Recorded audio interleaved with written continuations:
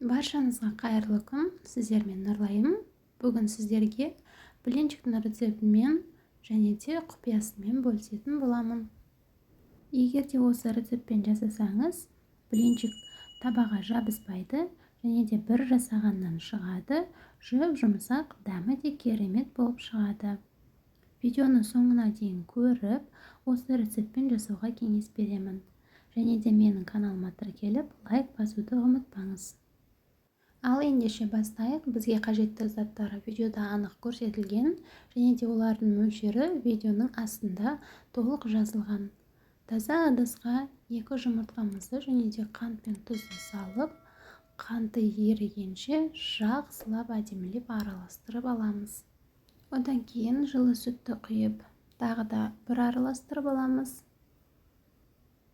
Оның үстіне сұйық майды құйып, жақсылап араластырып, келесі кезекте електен өткізілген ұнды 2-ге бөліп қосамыз.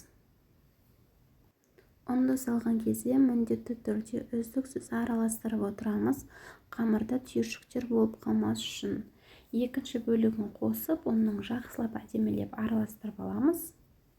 Осылай видеода көрсетілгендей бір келге етіп араластырып аламыз және де қайнап тұрған ыстық суды бір пиалаға құйып, оның үстіне 1 шай қасық ас содасын қосып, жақсылап араластырып, біртіндеп тестаға қосамыз.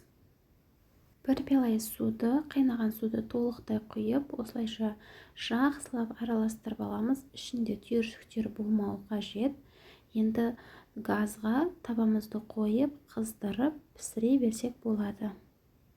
Табамызды әбден қыздырып, май жақпай қоса да болады. Осылайша ожауды толтырмай қойып, пісіре бересіз. Өте керемет болып шығады. Видеодан да байқаған шығарсыз, мінекей керемет болып пісіп жатыр. Осылайша бір бетін толық пісіріп алғаннан кейін, шпажканың көмегімен екінші бетін аударып пісіріп аламыз.